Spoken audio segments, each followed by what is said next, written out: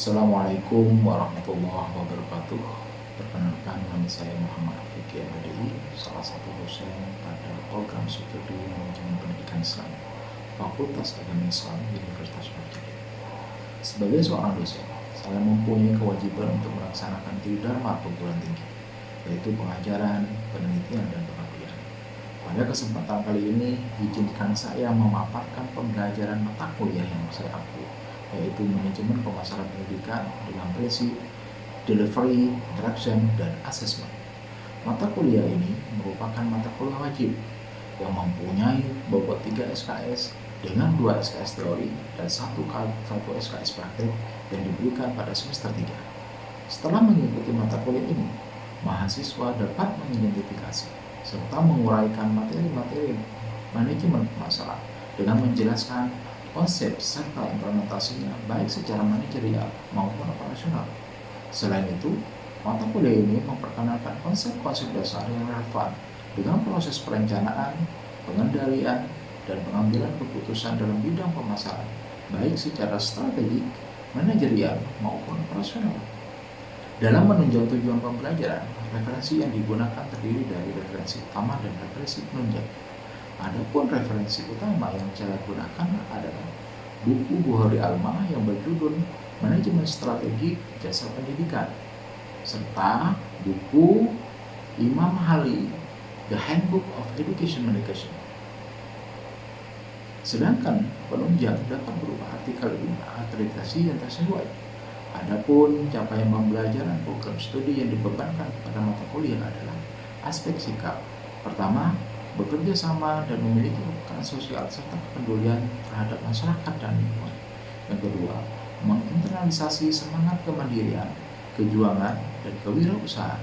Aspek pengetahuan, menguasai konsep MPI secara interdisipliner, transdisipliner, dan multidisipliner.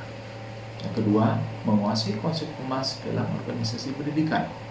Serta yang ketiga, menguasai konsep promosi dan marketing pendidikan. Aspek keterampilan umum meliputi kemampuan memelihara dan mengembangkan jaringan kerjasama yang bimbing ke kolega, sejawat, baik di dalam maupun di luar lembaganya. Yang kedua, mampu bertanggung jawab atas pencapaian hasil kerja kelompok dan melakukan supervisi dan evaluasi terhadap penyelesaian pekerjaan yang ditugaskan kepada pekerja yang berada di bawah tanggung jawabnya. Aspek keterampilan khusus. Yang pertama, terampil melakukan pengelolaan pembiayaan pendidikan secara tepat berbasis akuntansi, keuangan, dan regulasi yang berlaku. Kedua, terampil melakukan promosi dan marketing program pendidikan. Ketiga, mengelola lembaga, personalia, keuangan, fasilitas, humas, kurikulum, peserta didik, dan ketetarusaan pendidikan. Kemudian, CPL tersebut diturunkan menjadi CPMK. Adapun CPMK yang pertama mampu menganalisis manajemen pemasaran jasa pendidikan. CPMK kedua mampu menelaah dan mengambil keputusan strategi kepada pemasaran jasa pendidikan. CPMK tiga mampu memecahkan masalah di bidang marketing mix pemasaran jasa pendidikan berdasarkan hasil analisis informasi dan data. CPMK 4 mampu menganalisis berbagai strategi, segmentasi, dan targeting jasa pendidikan. CPMK 5 mampu menganalisis kualitas jasa serta konsumen value jasa pendidikan. Adapun materi atau bahan kajian mata kuliah ini terdiri dari yang pertama, konsep dasar pemasaran jasa pendidikan. Yang kedua, manajemen pemasaran jasa pendidikan. Yang ketiga, strategi pemasaran jasa pendidikan. Yang keempat, produk jasa pendidikan. Yang kelima, harga jasa pendidikan. Yang keenam, promosi jasa pendidikan. Yang ketujuh, lokasi jasa pendidikan. Yang kedelapan, sumber daya manusia pendidikan. Yang kesembilan, proses jasa pendidikan. Yang ke-10, fisik, bukti fisik jasa pendidikan. Yang ke-11, perilaku konsumen jasa pendidikan. Yang ke-12, strategi segmentasi, targeting, dan positioning jasa pendidikan, serta kualitas dan nilai pelanggan jasa pendidikan. Di mana semua materi ini disampaikan dalam perkuliahan sebanyak 14 kali pertemuan, tidak termasuk UTS dan UAS. Metode yang saya gunakan dalam perkuliahan adalah blended learning, di mana pembelajaran ini menggabungkan metode pembelajaran langsung, sinkronus, dan metode pembelajaran mandiri asinkronus. Untuk model sinkronus, saya menggunakan media Zoom Meeting untuk bertatap muka dengan mahasiswa. Dan model asinkronus, saya menggunakan e-learning at Unuja ACID untuk memberi penugasan kepada mahasiswa dan sharing materi perkuliahan hingga mahasiswa dapat mengunduh materi perkuliahan dan mempelajarinya kapan saja dan di mana saja. Dalam melakukan penilaian, saya menggunakan assessment learning. Selain itu, saya juga mengakhiri pembelajaran dengan memberikan tugas mandiri yang sudah diunggah di e-learning. Berikut rekaman pembelajaran yang telah saya lakukan dengan menggunakan platform Zoom Meeting. Selamat menyaksikan.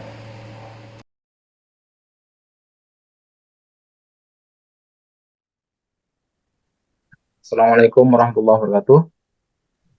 Waalaikumsalam warahmatullahi wabarakatuh. Terima kasih kepada teman-teman sudah hadir pada perkuliahan hari ini, mata kuliah manajemen pemasaran pendidikan. Sebelum kita masuk kepada materi perkuliahan hari ini, kita berdoa dulu. Semoga kita mendapatkan apa yang kita inginkan dan semoga kita mendapatkan ridho. Amin ya rabbal alamin. Oke, materi hari ini adalah manajemen pemasaran pendidikan, ya. Tapi sebelum masuk kepada materi manajemen pemasaran pendidikan, apa sih sebetulnya yang dimaksud dengan pemasaran? Kita review dulu terkait dengan kuliahan yang kemarin kita sudah lakukan. Apa? Pemasaran itu apa? Ada yang tahu? Ada yang ingat?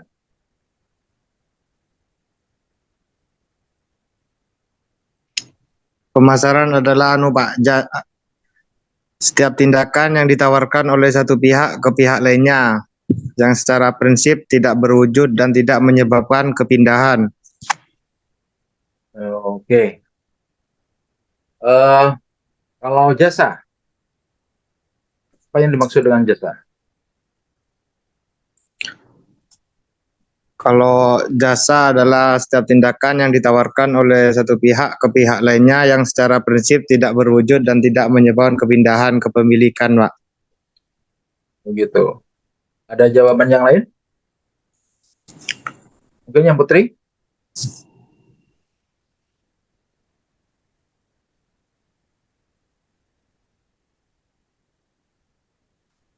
Ada yang Putri?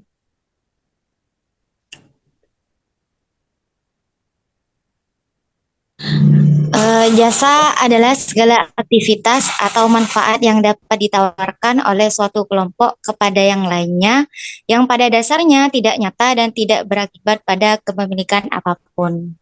Oke, terima kasih Mbak Ratna ya. Terima kasih. Oke, mata kuliah ini indikator pencapaiannya yang pertama itu adalah materi hari ini yaitu menjelaskan definisi manajemen pemasaran jasa pendidikan. Terus yang kedua, mahasiswa mampu menjelaskan dan menentukan komponen jasa pendidikan. Dan yang ketiga, mahasiswa mampu menjelaskan elemen pokok pemasaran jasa pendidikan. Jadi pembahasan hari ini ada 3 hal terkait dengan indikator pencapaian pembelajaran. Nah, ini ada pernyataan nih. Banyak sekolah atau satuan pendidikan merger digabung dengan lembaga pendidikan lainnya. Hal itu dikarenakan oleh apa? Banyak lembaga tutup itu disebabkan oleh apa? Ada yang tahu? Kira-kira? Kenapa banyak lembaga pendidikan sekarang ya di merger atau disatukan dengan lembaga pendidikan lainnya? Itu dikarenakan apa? Ada banyak lembaga yang tutup itu disebabkan oleh apa? Ada yang tahu? Kekurangan peserta didik, Pak. Kekurangan peserta didik. Bagus. Kekurangan pemasaran, Pak. Kekurangan pemasaran. Apanya yang kurang berarti? Dalam anu, Pak. Dalam apa? Masyarakat itu, Pak. Bagian humas, Pak. Dalam bagian humas. Oke, Pak. Tindakan pemasarannya kurang. Oke, Pak. Branding itu Pak. Oke, Pak. Oke. Nah, terkait dengan dua pernyataan ini eh, salah satunya memang pemasaran. Jadi kita tahu bahwa pemasaran itu kan eh, apa namanya? Yang dicari itu kan kepuasan pelanggan. Pada minggu-minggu kemarin kita sudah belajar terkait dengan kepuasan pelanggan kan? Ya Pak, sudah Pak. Kan Ya, kenyataan sudah. sesuai dengan harapan, maka otomatis pelanggan puas. Ya Akan kan? puas. Akan puas. Kan. Harapan dengan kenyataan sesuai berarti puas. Puas pelanggan. Ya. Jika harapan ya lebih kurang dari kenyataan, maka otomatis kecewa. Ya. Ya kurang puas. Nah, tidak sesuai dengan harapan ya. Oke. Baik, kita lanjut. Komponen kunci ya untuk memahami konsep pemasaran pendidikan adalah konsep pasar. Apa pasar? Pasar merupakan tempat terjadinya transaksi antara komoditas yang dihasilkan produsen dengan yang dibutuhkan, diinginkan konsumen. Dengan kata lain, bahwa pendidikan merupakan produk jasa yang dihasilkan oleh satuan pendidikan, yaitu sekolah, yang bersifat non-profit, artinya tidak mencari keuntungan ya, sehingga hasil dari proses pendidikan tersebut tidak terlihat oleh indera atau kasat mata. Kita kembali lagi kepada jasa. Hanya di situ ada pemasaran jasa pendidikan. Ya. Apa sih pengertian dari pemasaran pendidikan? Nah, penerapan pemasaran bukan hanya berorientasi pada peningkatan laba atau hasil lembaga pendidikan atau perusahaan semata, ya. Ini orientasinya jangka pendek, ya. Akan tetapi lebih kepada kepuasan konsumen memenuhi kebutuhan, need, dan keinginan, want, ya, dari konsumen tersebut. Apa kira-kira yang dimaksud dengan keinginan? Kemarin kita sudah bahas itu terkait dengan keinginan. Apa sih keinginan itu?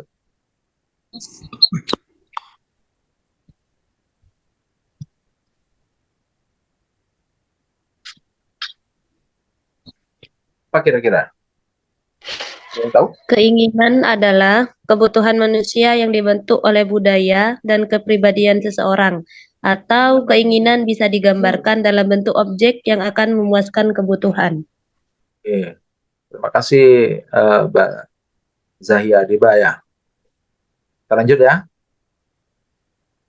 Nah, yang kedua adalah etika pemasaran. Nah, dalam dunia pendidikan. Nah, kita tahu bahwa pendidikan itu kan jasanya kan menawarkan mutu layanan intelektual dan pembentukan watak secara menyeluruh. Ini adalah dari pemasaran yang pendidikan.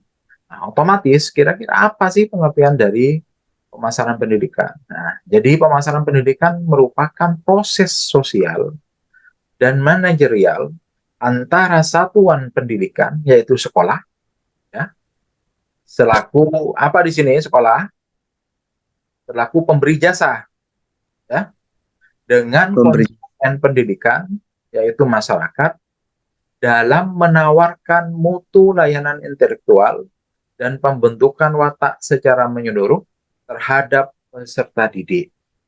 Ini yang dimaksud dengan pengertian pemasaran pendidikan. Jadi apa pemasaran pendidikan? Berarti di situ ada proses sosial dan manajerial antara sekolah selaku ya apa? Selaku Satuan yang pendidikan. jasa pendidikan ya, kepada konsumen. Siapa konsumennya? Masyarakat. Pak. Apa yang ditawarkan? Terkait dengan mutu layanan intelektual dan pembentukan watak Secara Tidak. menyeluruh. terhadap peserta didik.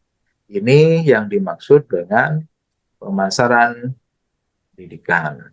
Nah, kita beralih kepada komponen. Ya, komponen. Kita beralih kepada komponen pemasaran pendidikan. Apa sih komponen pemasaran itu? Oke. Terdapat 3 komponen dasar dalam penerapan pemasaran pendidikan. Apa saja kira-kira? Ada yang tahu? Apa? Terkait dengan 3 komponen dasar. Ada. Yang pertama itu adalah pemasaran yang integrasi. Ya, integrated marketing. Yang kedua, menciptakan kepuasan customer. Ya. Nah, kemarin sudah kita tahu bahwa kepuasan pelanggan, konsumen itu bisa didapat apabila harapan sesuai dengan Kenyataan. ya, harapan sesuai dengan kenyataan. Dan yang ketiga itu adalah hasil. Akan tetapi dari ketiga ini harus kita dulu mengelola. Mengelola apa? Nah, sumber daya yang mempengaruhi konsumen. Pertama. Yang kedua, kebijakan-kebijakan atau policies. Terus yang ketiga adalah kegiatan atau aktivitas. Dan yang terakhir itu adalah segmentasi pasar atau market segmentation. Itulah yang dimaksud dengan komponen pemasaran pendidikan. Sudah bisa dipahami ini terkait dengan komponen pemasaran? Bisa, Pak. Oke, Pak. Sudah paham? Sudah, Pak. Dengan komponen. Jadi komponennya ini kok ada tiga komponen dasar. Yang pertama itu adalah pemasaran yang terintegrasi. Yang kedua menciptakan kepuasan customer. Dan yang ketiga itu adalah hasil atau laba, profit. Ya. Jadi tidak semuanya lembaga pendidikan kan orientasinya kepada laba kan. Ya. Nah, terkait dengan jasa pendidikan tadi itu. Terus kita masuk kepada elemen pokok pemasaran pendidikan. Ada pertanyaan dulu terkait dengan ini manajemen pemasaran pendidikan.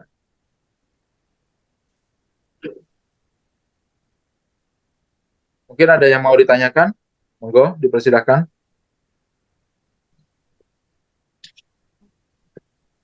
Kalau nggak ada, saya lanjutkan dulu ya. Ya, lanjut, Pak. Pak, lanjut, Pak.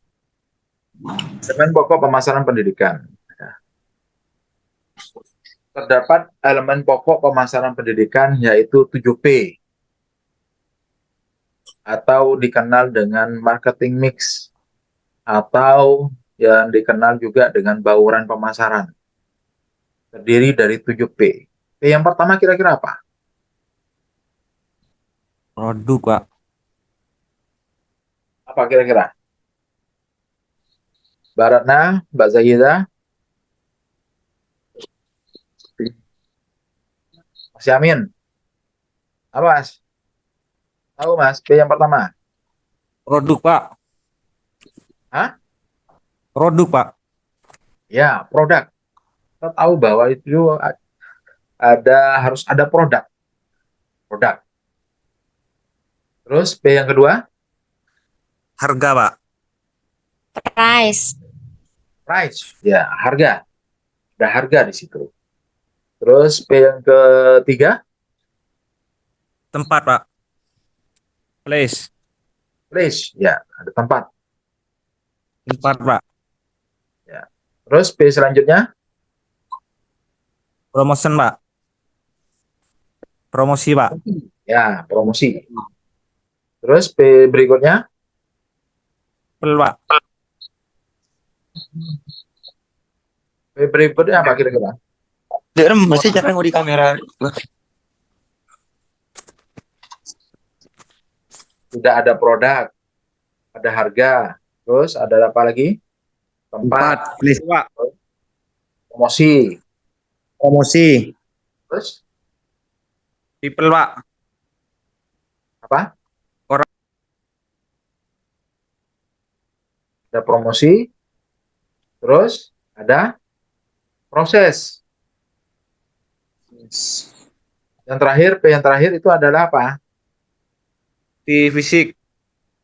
Nah, physical evidence atau bukti fisik. Jadi 7P di situ dikenal dengan bauran pemasaran atau marketing mix. Jadi dalam manajemen pemasaran itu kita mesti akan dihadapkan dengan bauran pemasaran. Jadi bauran pemasaran itu yang terdiri dari 7 tadi itu. Yang pertama itu adalah produk, yang kedua itu adalah price atau harga, yang ketiga itu adalah place atau tempat, yang keempat itu adalah physical evidence atau bukti fisik, yang kelima itu adalah proses, yang keenam itu adalah promissory ya, dan yang ketujuh itu adalah Fisik, Pak. yang menjalankan promosi itu siapa? Orang, Pak. Ya orang, people ya. People, Pak. Hal itu yang menjadi elemen pokok dari pemasaran pendidikan. Sampai di sini ada pertanyaan dulu?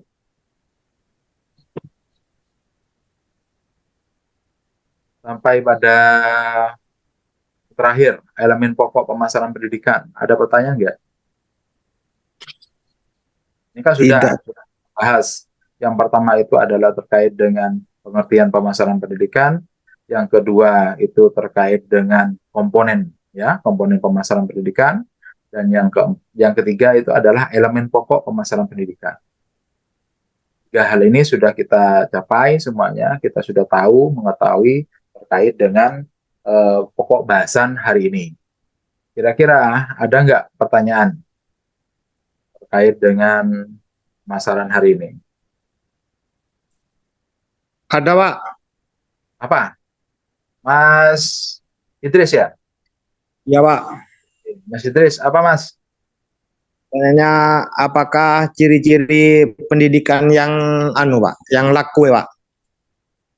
Oke, bagus sekali. Kita kembali lagi kepada slide pertama ya. Kita kembali lagi Ya, kepada Pak. slide pertama. Banyak sekolah atau satuan pendidikan yang merger atau digabung dengan lembaga pendidikan. Terus banyak lembaga yang tutup. Pertanyaan tadi, apa ciri-ciri pendidikan yang laku? Ya. Yang laku. Ciri-ciri pendidikan yang laku itu ada beberapa hal. Ya, yang pertama itu apa? Kira-kira ada produk atau komoditas atau barang utama. Itu jelas ya. Pasti ada produk atau komoditas utama. Yang kedua, produknya memiliki standar. Beda toh? Kalau suatu produk memiliki standar, itu mesti akan laku. Dalam hal ini, dengan apa? Dalam dunia pendidikan, misalkan sudah terakreditasi, ya kan? Sudah mendapat pengakuan internasional, dan lain sebagainya. Terus, yang ketiga apa? Dikatakan laku karena apa? Karena di situ ada konsumen. Berarti di situ sudah apa? Punya pasar yang jelas. Punya pangsa pasar yang jelas. Gitu. Itu ya, yang ketiga. Yang keempat, apa yang keempat kira? Konsumen ada. Punya pasar yang jelas. Tapi tidak punya networking. Berarti di situ yang keempat itu harus punya jaringan dan media. Jadi media dan jaringan itu sangat menentukan terkait dengan pemasaran pendidikan. Dan yang terakhir itu adalah apa? Yang terakhir itu adalah tenaga pemasar. Jadi kalau ingin lembaga tersebut ya bisa laku dan lain sebagainya, harus mengikuti standar yang sudah ditentukan tadi itu. Yang pertama apa? Ada produk, ada jasa, ya. Yang kedua apa? Produknya memiliki standar, ada standarisasi. Ya. Yang ketiga, punya pangsa pasar. Dan yang keempat, punya jaringan. Konsumen. Serta yang kelima, apa? Punya apa? Kelima, Konsumen, Pak. ya, yang kelima itu adalah punya tenaga pemasar. Ada orang yang memasarkan. Jadi kalau kita sudah mempunyai lembaga yang apa namanya, ada loyal di situ, orang atau konsumen sudah memiliki loyalitas yang tinggi, apapun yang kita jual itu akan laku. Apapun yang kita jual itu mesti akan laku. Kenapa? Karena konsumen sudah percaya. Jadi pasar seperti itu. Jadi kita misalkan menjual satu barang, kita nih dipercaya orang, kita mempunyai loyalitas, kita sudah mempunyai loyal, kita sudah mempunyai apa namanya, orang yang betul-betul loyal kepada produk yang kita jual, otomatis ketika kita menjual apa saja itu pasti akan laku. Sudah mendapatkan kepercayaan dari orang. Begitu juga dengan lembaga pendidikan. Jika lembaga pendidikan sudah mendapatkan kepercayaan dari masyarakat, ya pasti akan laku. Pemasaran nggak perlu lewat-lewat, nggak perlu apa namanya, nggak perlu bingung-bingung, Pak. Bisa menggunakan apa? Bisa menggunakan alumninya. Nanti alumni juga yang akan memasarkan pendidikan. Karena apa? Karena sudah loyal, ya, gitu. Jadi untuk mendapatkan keloyalan itu butuh namanya proses. Makanya tadi itu terkait dengan produknya harus ada standarnya, ya kan? Terus dia memiliki jaringan dan media dan sebagainya. Baru tidak akan ada yang namanya pendidikan yang di merger tadi. Tidak akan ada lembaga pendidikan yang ditutup. Gitu. Bisa ya dipahami terkait dengan tadi yang ditanyakan oleh Mas Idris, kaitannya dengan ciri-ciri pendidikan yang laku ya. Ya, Pak.